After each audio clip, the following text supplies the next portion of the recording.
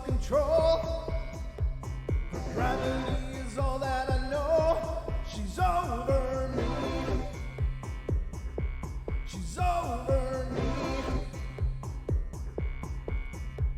She comes in with her hypnotic dance. She holds me here with only a glance. She's over me. Ladies and gentlemen, welcome to the Paranormal Portal Night Terrors. I'm your host, Brent Thomas. You're stuck with me now. That's it. You are stuck. Don't go anywhere. You are no longer allowed. Consider it, quarantine time for the Paranormal Portal. This is my opportunity that comes every day where I get to have 1 hour of your undivided attention, or partially divided. Maybe not at all. But thanks so much for being here. I appreciate it. Hope you guys are doing okay out there. Weird world right now, but, just keep doing the best you can. I don't know. Can't live in fear. So hope you're having a good day despite all the weirdness going on. And thank you for joining us here on the show. This is the Night Terrors. It's our short format, usually about an hour.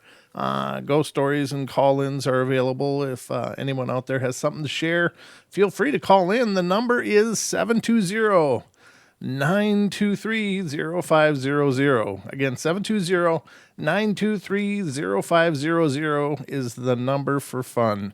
So call in and let me know what's going on in your world, something you've experienced that has to do with the paranormal, of course. I'd love to hear it, whether it's cryptid, UFO, ghosts, or something else. I'd love to hear all about it. So the phone lines are open, and I am here, and hopefully I will do a good job and make you glad that you spent this hour with us here on the show. So I hope you all are ready, because it's time for bed.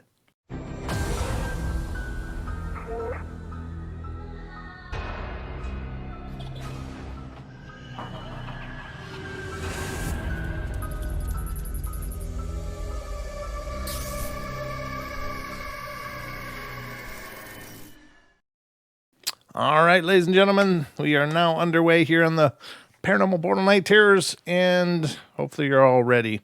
Hope you're all tucked in. You got your blanket pulled up around you. You got a nice warm drink, lights turned low, candle lit or something. Just relax, have a good time, and hope you guys enjoy it. All right, let's get to some stories here, because I got a bunch of them pulled up for you, and hopefully I can read well tonight. I think I can. The first story tonight is coming out of Texas, and let's see what's going on there. It has to do with children who see spirits, so this should be good. It says, I have 2 kids. Their ages are 5 and 2, and my story started when my grandma died in Monterrey, Mexico. My grandma's death was not an accident. Someone killed her, and we didn't know who. So my husband, kids, and I all went over there, but I was the only one that got to see her because it was too much for the kids, and at the end of the day, my oldest son couldn't go to sleep and was crying because he said my grandma was kissing him too much. After that, nothing happened, so we left 2 days later to our home.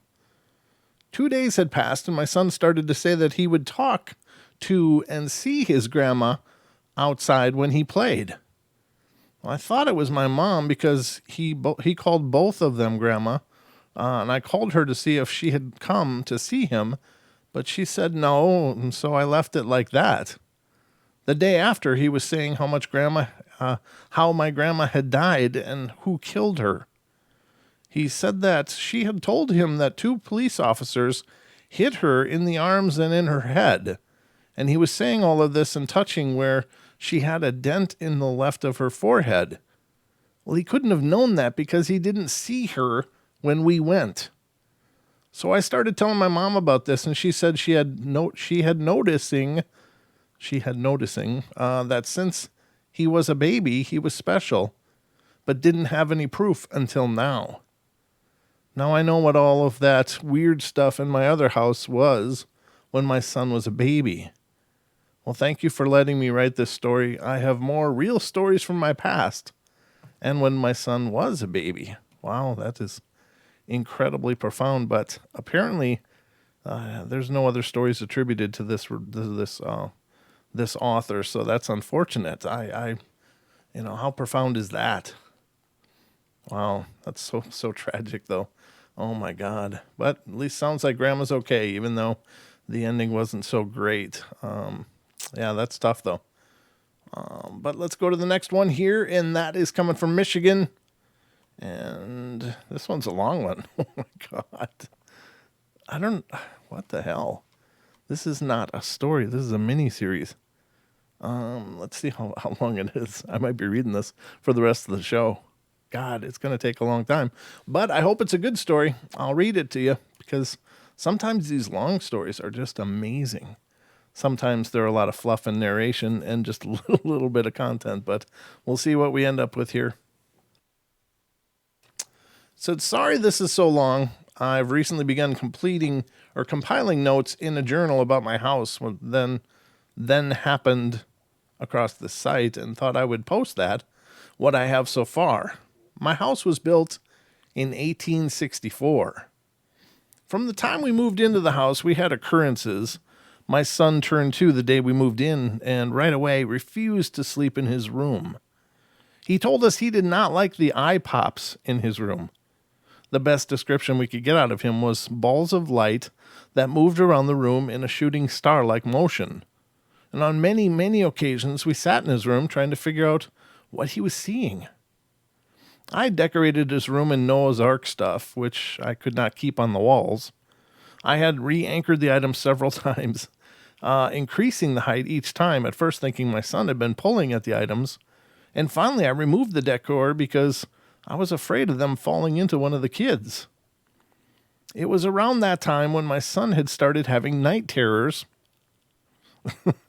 You'd swear I picked this story, but about witches who pinched.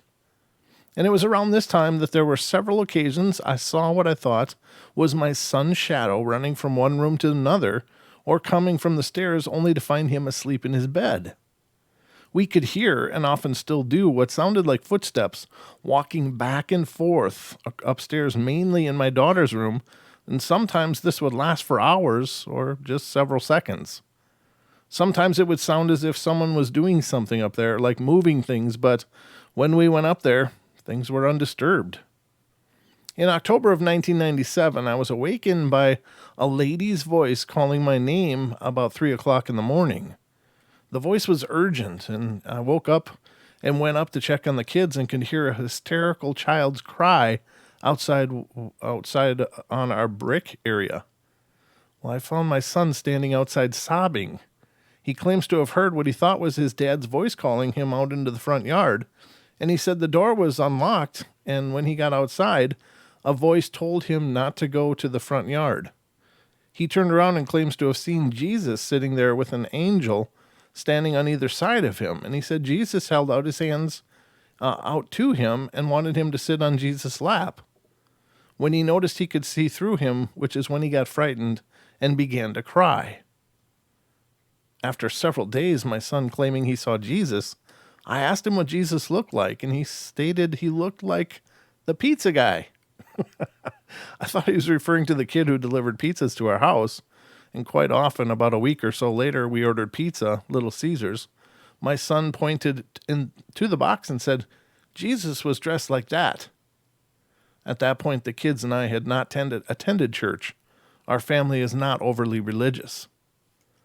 It was at this point my son began sleeping in my room, and he slept there for about a year when I moved him back upstairs, but into his sister's room, where he could not see into his room, or he refused to sleep in there also.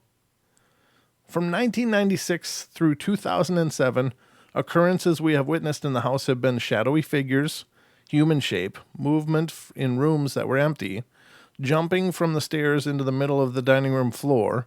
My son and seldom my daughter would stand on the third step up and jump into the middle of the dining room floor, creating a vibration on the floor, and the duct below vibrates. Well, this also occurred when the children were not home. And this is very distinct from the vibrations felt when the furnace kicks on. It was not uncommon when the children were younger that the antics of whatever is in this house to mimic the children's activity. I said activity. Even when they were not home. While walking towards his train set in the basement, my son got about halfway to it, and the train set turned on and the train began going around the track. Well, he went hysterical and the train turned off. He demanded the train be packed up and sold, which we did. My daughter did have several occasions when younger, about 3, where she thought there was a little girl in her room dressed in a long white nightgown type dress, and she often spoke to the apparition in a mature way, as in the talk was not like a 3-year-old talking to another 3-year-old.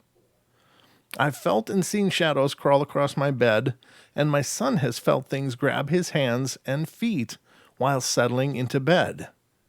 In 2000, I was waiting for my husband to come home when I heard the back door unlock, open, and footsteps across the kitchen floor. I then saw the reflection of a male figure in the den window, which can be seen if sitting in the north wall of the living room. I was scared to death and was trying to figure out how to get to the phone to call the police without confronting this intruder and keep my son safe, and he was sitting right next to me. Seconds later, my husband pulled up and we checked the house upside down, and no one was in the house. Days later, my sister stood in such a way that I could see her reflection in the window. If there had been someone in the house and I saw their reflection, they would have had to have been standing in the doorway of the living room right in front of my son and me. I've had a ring that was given to me fall off outside while I was moving rocks, only to turn up in my daughter's room inside the house.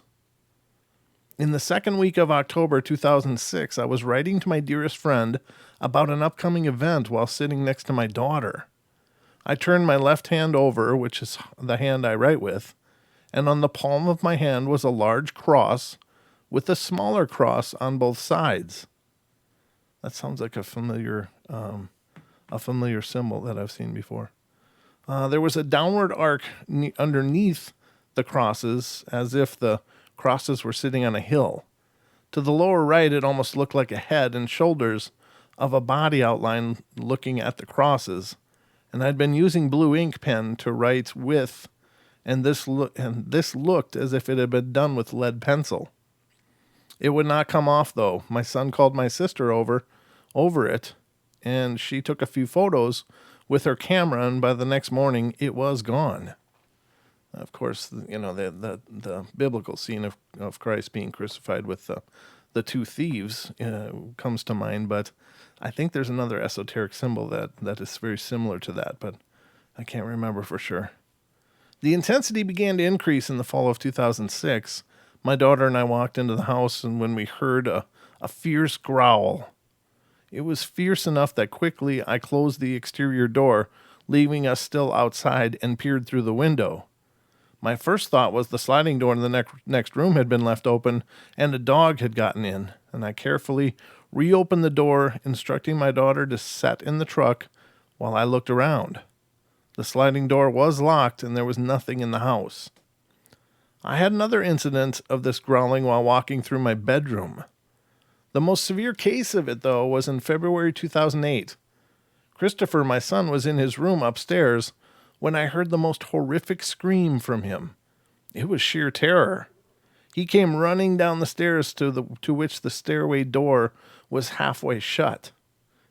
As he approached the middle step, he decided to jump as he felt something was after him. And as he jumped, his foot went through the hollow wood door, breaking his small toe. Still in a panic, he ran through the dining room, through the kitchen, where he fell and crawled to me, still screaming. By this time, I had the phone in my hands preparing to get into the truck, as I believed to be someone in the house. My son could barely speak, and when I calmed him down, he said he felt a negative presence in his room, and when he felt a sensation on his ear, and then a fierce growl. He was unaware of the growling. His sister and I had experienced as he had been frightened by occurrences in the past, so we felt it was better not to tell him. At that point, and still today, he will not go into his room after dusk. Usually not even with another person. He is no small boy, mind you. He is in high school. 2006 to 2007, to date, the only problem we've ever had in the guest bedroom, which is now my son's bedroom, was when we had a teen placed with us through social services. There were 2 occasions my father had come to our house to help me with some remodeling, and no one else was there at the time but him. When I arrived home, he made a comment about our LSS teen being restless in her room for the last 2 days. He had been there, but thought it was odd she never came out of the room. I explained to him the girl had been removed 2 weeks prior and put in residential housing. He was absolutely the only one in the house at the times. While the girl was there, she had a habit of leaving her fan in the window turned on and leaving for the night. I would always have to check and make sure the window was closed and the fan was turned off. On 2 occasions, I had cracked the door to check the fan and found it turned off, only to come back later and hear it running. On another occasion, I heard her fan running and went to enter the room to turn it off, and the door has no lock on it. And I tried to open the door, but it would not open. The knob would turn, and I could hear the lever thing sliding, so I know it was working properly. It was as if someone slightly stronger than me was pushing against the door, so I couldn't get in. I asked my son if he knew of any reason why Jay would not want me to enter that room, and he said no. So then I thought maybe something had fallen after the door was shut and was preventing me from opening it. My son walked back to the room with me and reached his hand and opened the door with absolutely no resistance. We looked around and nothing was behind or by the door. That room is the newer part of the house, added on around the 1960s, and it's the room the 3 of us feel the most comfortable in. Over the last year or so, the intensity of occurrences has increased. We see shadowy figure both at night and in broad daylight. So much so that my son has been uncomfortable staying alone, even during the day at times. He's seen a gray shadow several times passing behind or beside him, following the growling incident several months ago. And during this time, my son did decide to stay home one evening when I was at class, and he called my phone, which he realizes I do not answer until break, and sounded distressed and saying he had a severe headache. He called back about 30 minutes later, and the message in his voice said, "I found a bottle of something, and I took some of them for my headache." Well, I freaked and tried desperately to call him back, and no one answered in the house phone or his cell phone. Well, I began to panic and called my mother, as she was only 7 miles away from him, and I was 30 miles away. And she answered the phone and said my son was with her. She had picked him up about 25 minutes prior, and I asked her what he had taken and how much, and she asked what I was talking about. I told her about the message my son had left, called from his cell phone, and both her and my son were adamant that she had already picked him up before that time.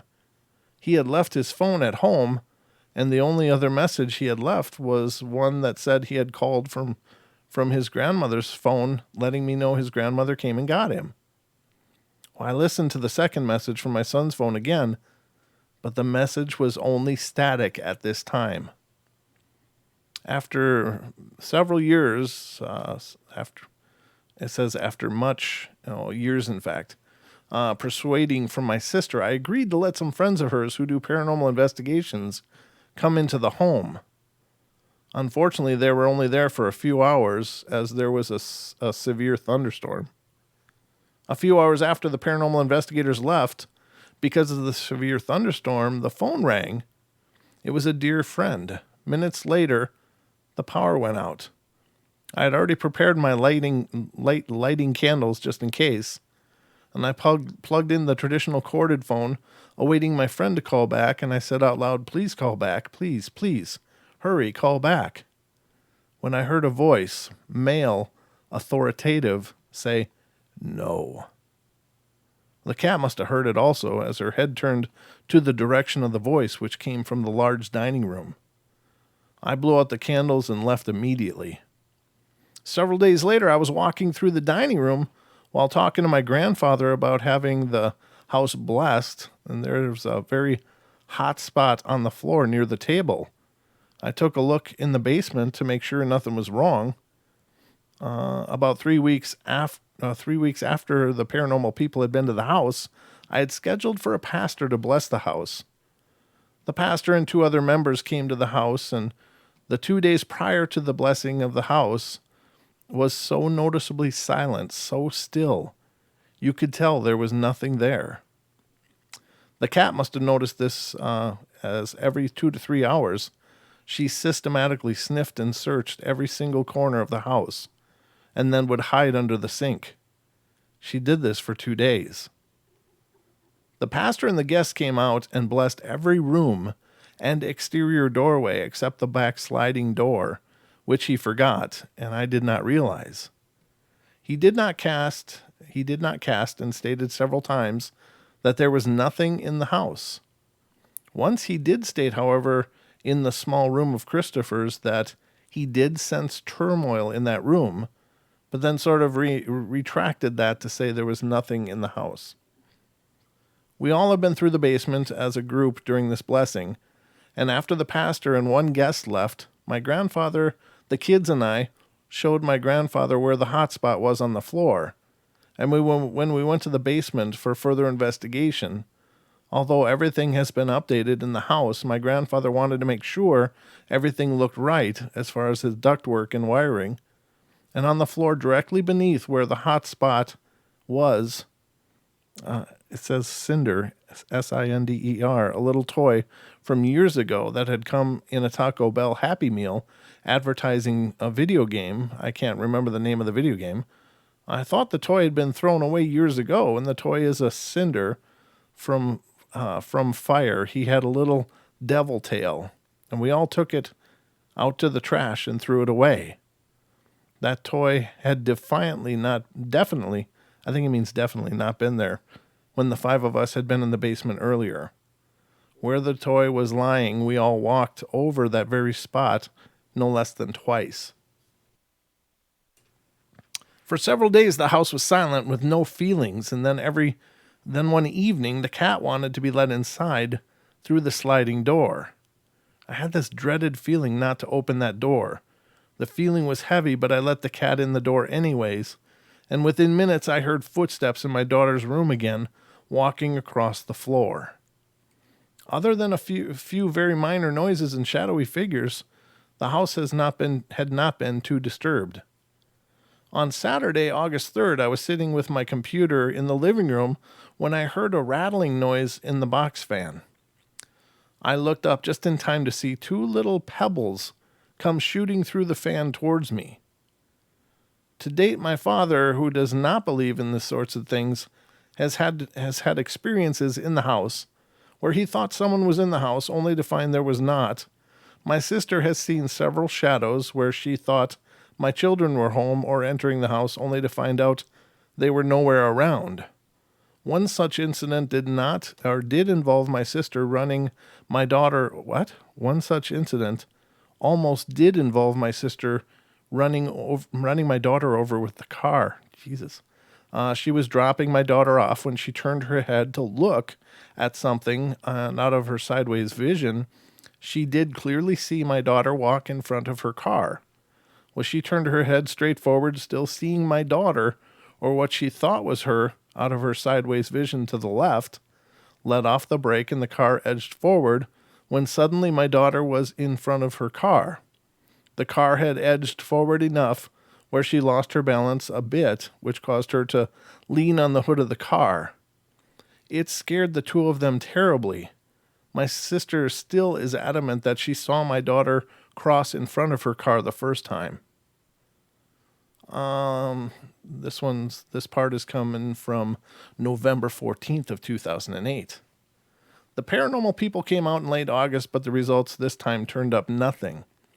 It is thought that either my son not being here or the presence of my mother being there had possibly hindered things.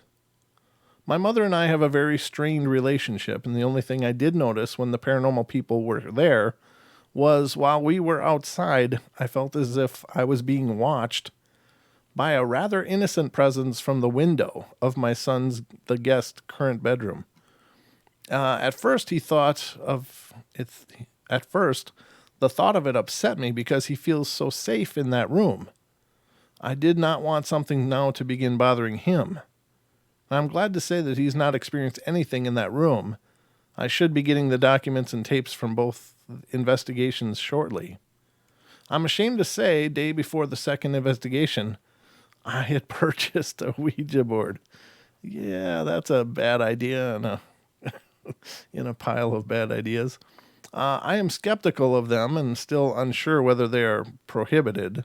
My daughter and I used it twice. In the evenings, it was still daylight out, and I was surprised at how well it seemed to work and how quickly. There were several occasions where the planchette would stutter, move in a very jerky motion before it would move across the board. And we asked if anyone was here. Yes. If they'd like to talk to us. Yes. The year, 2008. The name, W, I believe. The next two letters were VI. At that point, we could feel a push on the planchette, and it sort of freaked us out, so we stopped. About 3 days later, we used it again, asking the same questions and getting the same answers as before. That time, we asked if the presence would be showing themselves when the investigators came, and it replied yes. As stated before, though, it did not. My son learned of the board being in the house several weeks later, and he asked to use it. And on Saturday, November 8th, he and I did.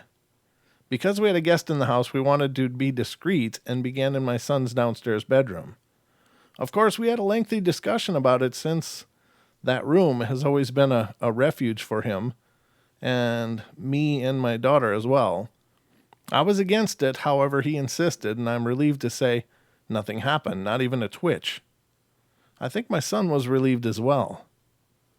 We moved into the living room, and within seconds the board began working. We only used it for a few minutes as we were sitting on the living room floor, and our guest was upstairs, and we asked if anyone was there. Yes. What their name was, WKI. We asked if those were initials. Yes. And we asked their age, OLD. That answer bothered me a little, not sure why. At that point, I thought it would be good idea to put the thing away. It would be a good idea, but they wrote is. Son and I had some more questions we wished to ask, so we used it again on Sunday evening, and we had a list of questions, which I lost prior to getting the board out, and we decided that since we might be more than a few minutes this time, we thought we would do it in my room. I felt a little dizzy and conveyed that to my son, and we asked, is there anyone here? And the planchette moved it to the lower right corner of the board. Would you like to talk to us? Yes. Name, WKI. Are those your initials? Yes. When were you born? 1901. NO 1801. No. Oh, they're asking 1901? No. 1801? No. When were you born? The planchette was between the 1 and the 2. Were you born in 1802? Yes. Are you a child? No. A woman? Yes. A girl? No. How old are you? 10. You are 10? No. Are you a child? No. I didn't ask, but now wonder if it was trying to say 19.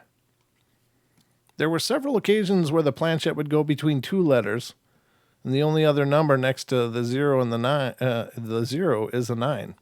Of course.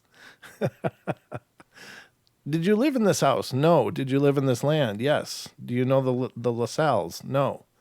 My son asked, were you buried on this land? Yes. He then asked, are you buried under the house? No. And I asked, are you Native American Indian? No. A settler? Yes. How many are here? 2. We now think it might have either been referring to my son and I, or that at that moment there are only 2 spirits present. Is there anyone with you? Yes. A woman? No. A man? Yes. Is he your husband? No. Is he your sibling, brother? No. Is he your child? No. Is he your friend, lover? Yes. Was he a settler too? No.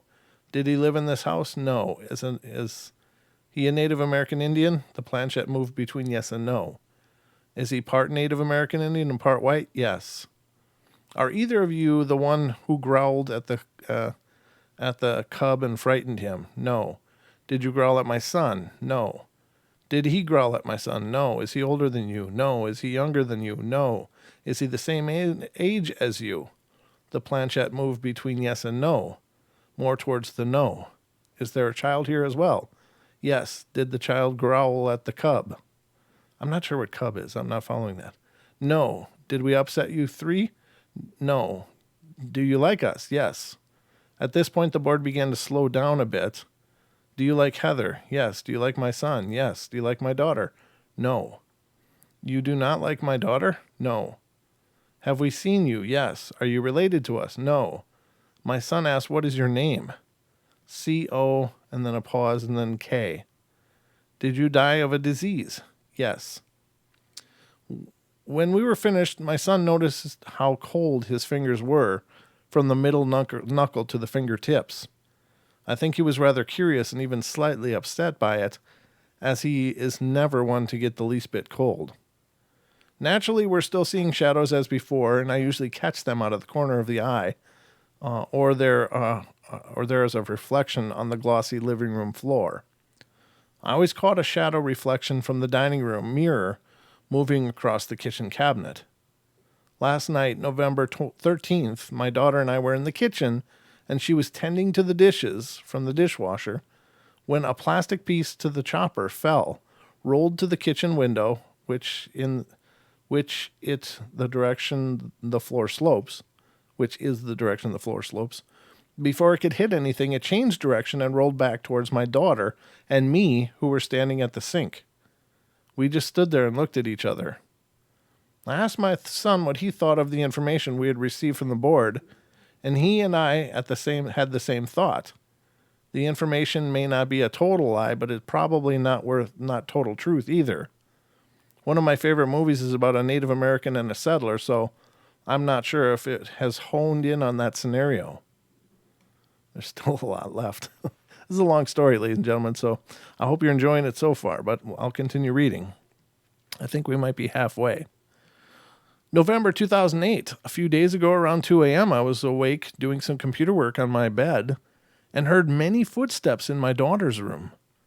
My first thought is someone had climbed up in the low roof and had come through her window, although I never heard anything on the roof. I thought maybe some high school kids, friends, were being a pain, and none of them seemed the type.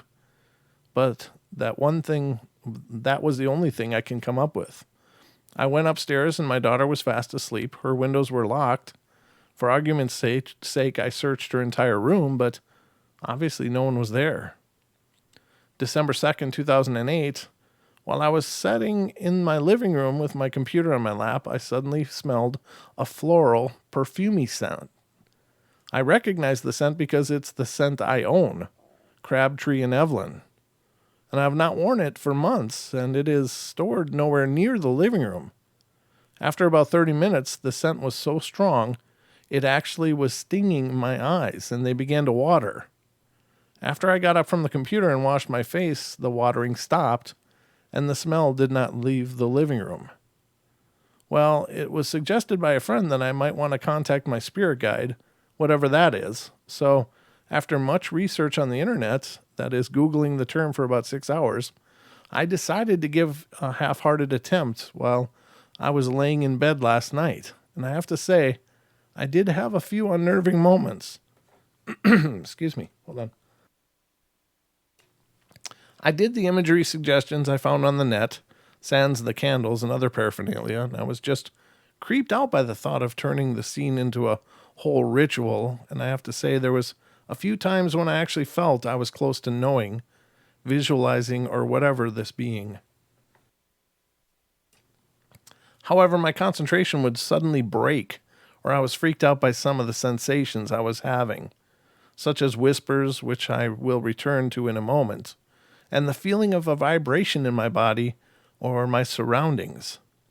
As far as the whispers, I had heard one of the voices before, and it's the same whisper voice I had heard when my son had gotten outside, and the same whisper voice I had heard several times when I suddenly knew information, and I would really have no reason or ability to know. But there was another voice. I too have heard this voice only once. I don't like it. It's a male's voice, and it's the same voice I heard when I was told no while waiting for a phone call from my friend. Then for a brief second, twice, I did see a figure, and it was of a lady, and she was wearing a tan-colored dress or something. Other than the color, I really do not remember much about it. She, I think it was a she, had very long dark hair, straight, parted down the center. And I really did not get to see her face as I was snatched back, and at least that was what it felt like so quickly. I could not get a feeling for her. It did seem as though the skin was so pale for having such dark hair. The first time she was in the motion of standing up as if she had been setting at a back table or chair or something.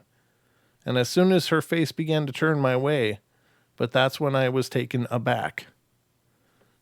December 5th. An old friend of mine stopped over this evening, and as we were talking, he happened to mention in general conversation about an Indian burial ground that is on his parents' property. I can see his parents' acreage from my back porch. It was a ways across the fields. We live in a rural area, but is close to me nonetheless. My son and I just looked at each other, remembering the Ouija board. December 10th, 2008, as I was walking past my shower wall, as I had done several times that morning, I felt a very cold breeze pass me on my right side. I could feel this cold breeze on my cheeks and my hair on my side, just as if someone had hurriedly walked past me. About 12 a.m. that night, I was in bed talking on the phone to a friend when I heard footsteps coming from either the basement or the upstairwells. One is directly above the other. I pulled the phone away from my ear, but the noise had stopped. I went back to talking on the phone when the footsteps became louder, and I could hear them coming through the hallway part of my master bathroom. I turned to look to see if one of the kids were coming through and waited for the mom. However, no one spoke a word. I felt as if there was something defiantly standing there, but didn't see anything, and I was afraid I was going to scream, expecting something to appear or to happen. And I hurried off the phone, so much so that it worried the person I was talking to enough that they drove out to my house to see what was going on. I had not given an explanation as to why I had to end the conversation, but apparently there was enough fear in my voice where the person thought there was someone, maybe an intruder in the house, that was not allowing me to talk or alert someone that my friend drove over to my house. Here's the last section. It's December 11th, 2008. Last night, as I was in bed on the phone again around 11:30 p.m., when I heard that tapping sound. It is really strange because I had my closet light on. Over the last 12 years, I keep a light on and the noise stops and does not return. I also had my fan on, as usual, to drown out bumps in the night. And it really bothered me because turning a light on, any light on, has always prevented, for lack of a better word, the noise from returning. I ended up turning the bathroom light on also, and the noise did not come back. However, I couldn't sleep with my back towards the bathroom, as if I felt like someone was there. I left the fan on, but I had almost turned it off at that point, as the room seemed windy. Noises were coming through the heater/fan that were windy, as well as the heater fan noises itself. I really felt bothered by it, like something was trying to come through it. I decided, though, that the tapping noises, should they return, were worse than the windy noises, so I left it on. The tapping noises sound as if they're coming from under my bed or the wall. It usually sounds like a pencil is being tapped on my bed frame, and we've ruled out electrical and appliances as being the cause of the noise. Wow, there's actually a part 2. I'm going to open this. I want to see how long this one is. And it's not too bad. I think we'll read this one too, since it's related to this one. So, same author from Michigan again. Let me take a drink, though. That was a lot of reading. I'm going to wet the whistle.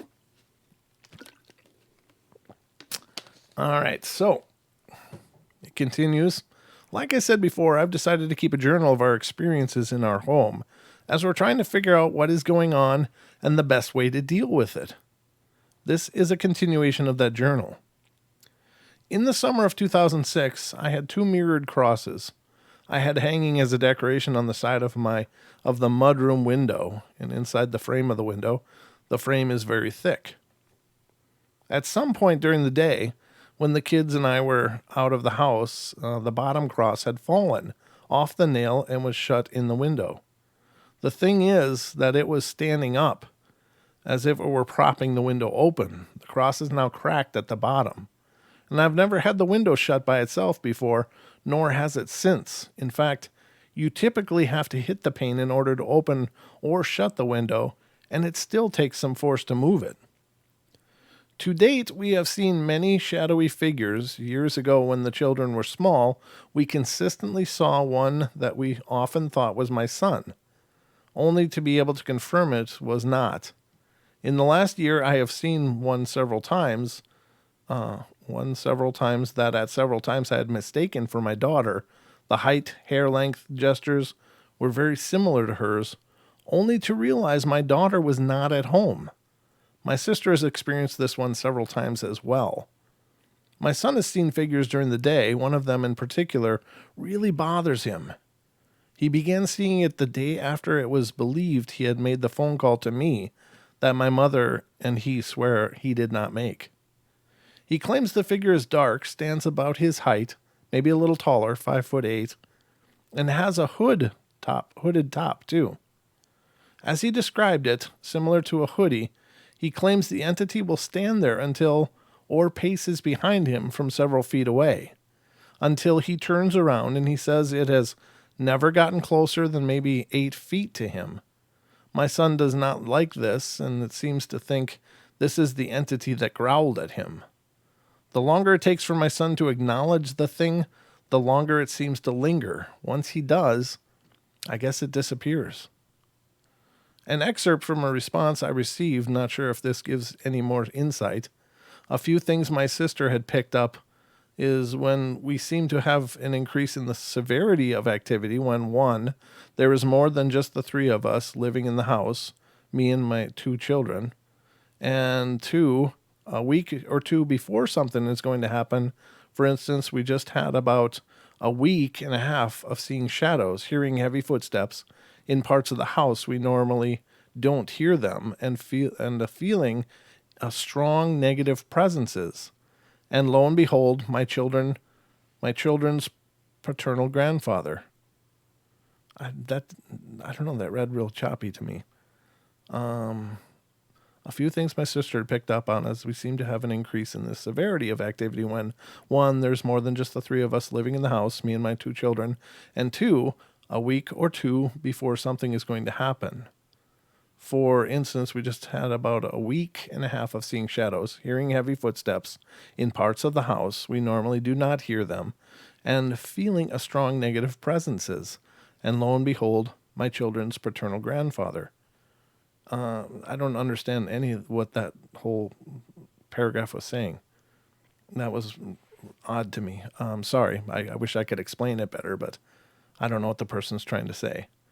To make the story short, we had gone to great lengths to arrange an activity on our community, to which my daughter was conveniently asked to dance at. He used it as an opportunity to meet them, as he has not seen them since they were babies. Oh, I guess this is kind of tying it up. Okay, my apologies. Since Saturday, the day of the activity, the house has been significantly more settled. Last winter, a friend of mine from high school stayed with us for about 3 weeks as he was transitioning from a divorce. We had a lot of activity that really rattled us during that time, and when he left, the severity of the experiences really settled down back to what I call the basic bumps in the night stuff. One incident in particular that really bothered me was I woke up at about 2:30 in the morning because my wood blinds were being rustled quite fiercely. Our cat does this when she wants to be let outdoors in the middle of the night, so of course, I thought it was her until I got to the window and realized she wasn't there and had actually been outside all night. I'd forgotten to let her in before I went to bed. Our cat often acts very, very strangely, and that is one thing the pastor was consistent on when he came to bless the house. He felt something was odd enough, he blessed the cat. Since things have begun again, there have been a few times that she has refused to go into my room. Generally, though, she sleeps on my bed almost every night.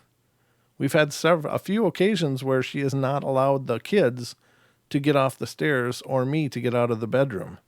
She will pace the doorway, hair standing up, hissing, teeth and claws showing.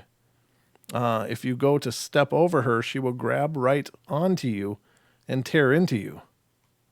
She did this to me last week, right after the incident I had where I had heard footsteps while I was talking on the phone. After things had settled down, I went into my room, and when I came back out to turn out a light I had overlooked, she laid into me. One cut was bad enough that I probably could have used some glue on it. The rest of the night she remained sitting in my doorway and did not move.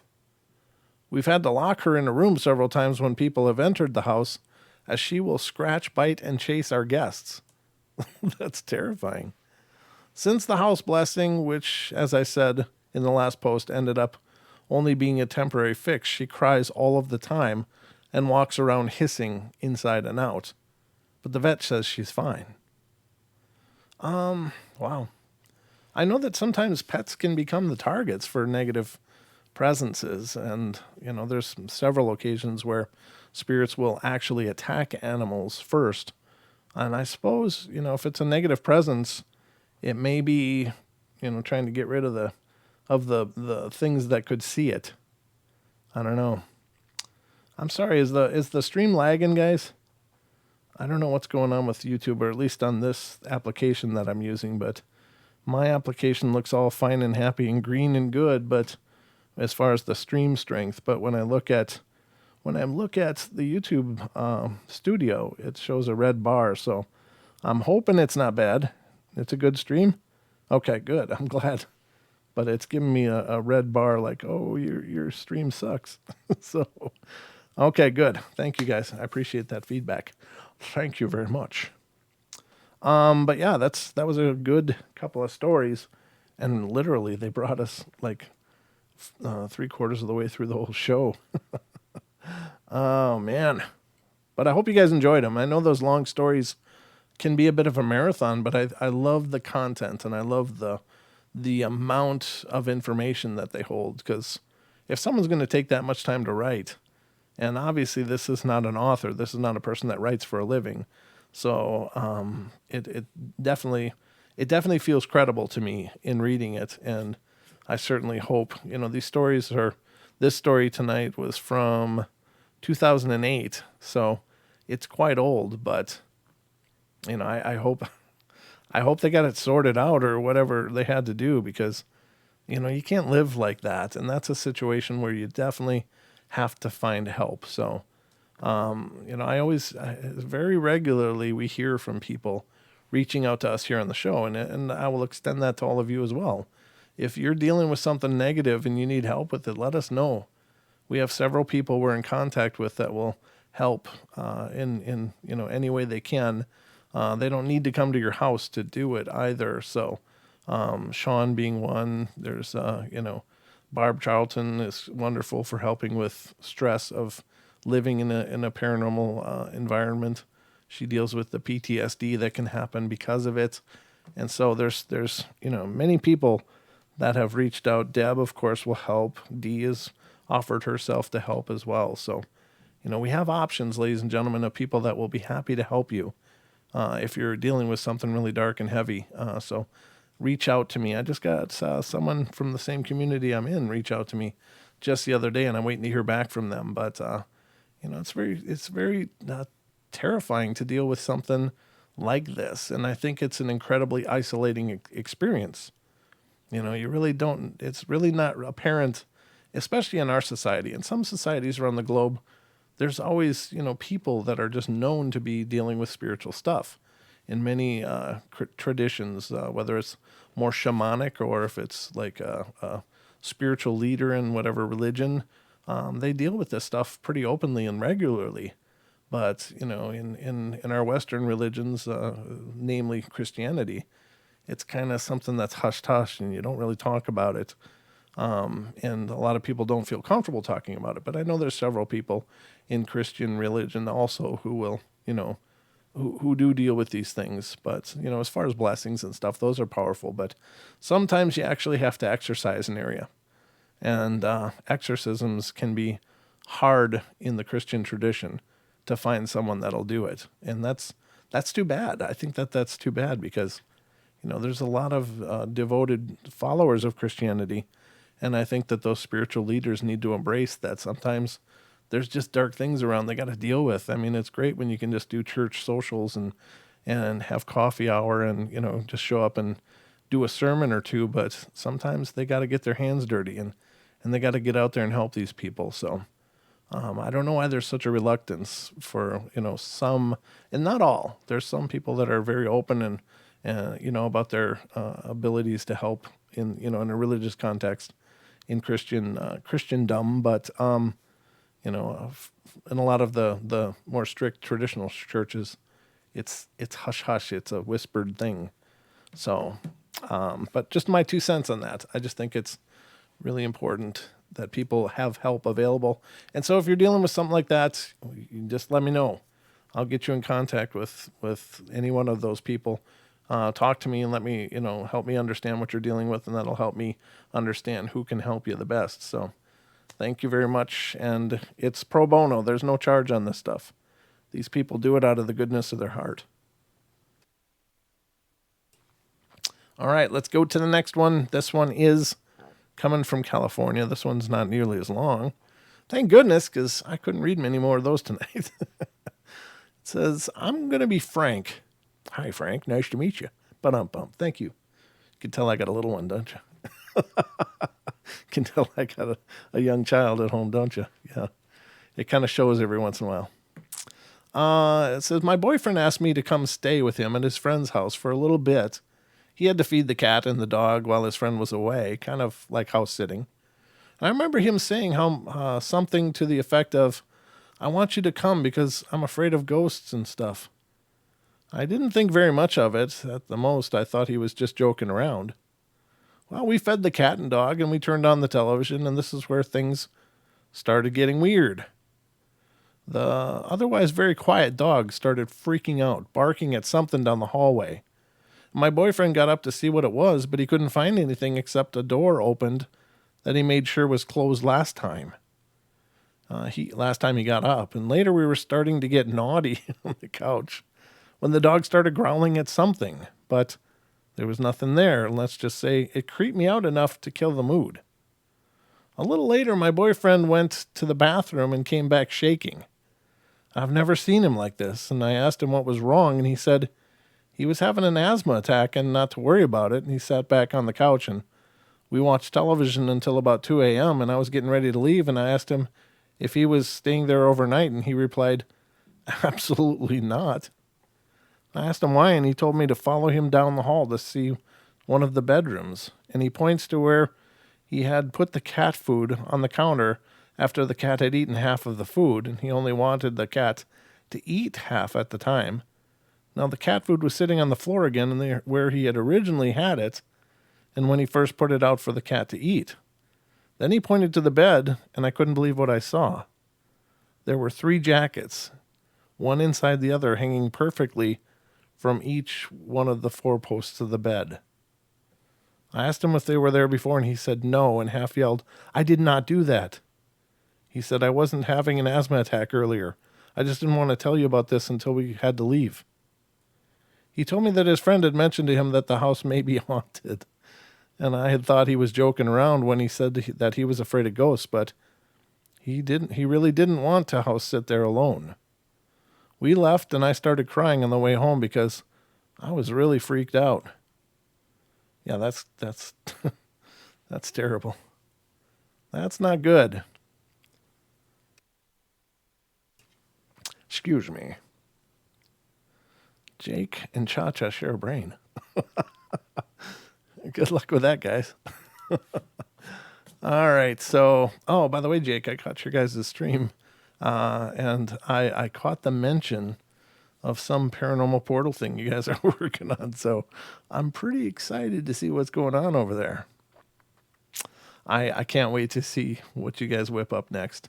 And ladies and gentlemen, if you aren't familiar with it, Jake and Adam of Blue Line Bigfoot did a parody of Don and Wes Germer, and it was awesome. It was just freaking gold.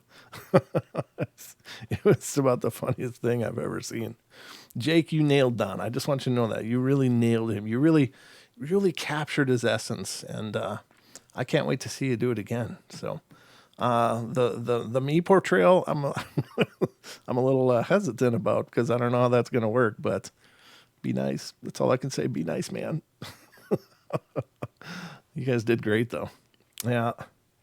Ooh, Cha-Cha, come on now. Now. Yeah. Wait till you see it. I can't wait to see it. I'm really excited, because I know how hard I laughed when I saw you and Adam doing Wes and Don.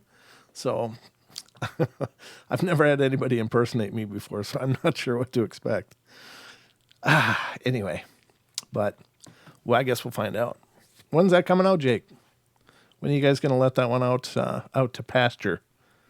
Yeah, I'm waiting to see. You gotta let me know. Okay, well, I'll keep watching. I'm curious, because it's really awesome. I don't know if we still have that clip. I'll have to dig for that and try to show you guys. It's such a good impression of Don, though. Even his mannerisms, Jake just nailed it. It was his Spoon. It's coming out Spoon? What the hell's Spoon? All right. But I'm looking forward to seeing it. When I was a kid, I played in the sandbox. The cat kept covering me up. Oh, jeez. Gnome Squatch. That's hilarious. Thought you were something else, huh? All right. So anyway, that'll be fun. When that comes out, I'll be excited. Oh, I'm not reading this one. Succubus, incubus, sexual ghosts. Yeah. We'll be skipping that one, ladies and gentlemen. That doesn't fit the theme of the show. We are family friendly here as much as we can be. This one, I think, is a little too long. Yeah, actually, I guess we're done, aren't we? Wow. That's the show, ladies and gentlemen. Whew. One story and a couple of little quickies, and that was it. But that was a huge story. That was a huge story.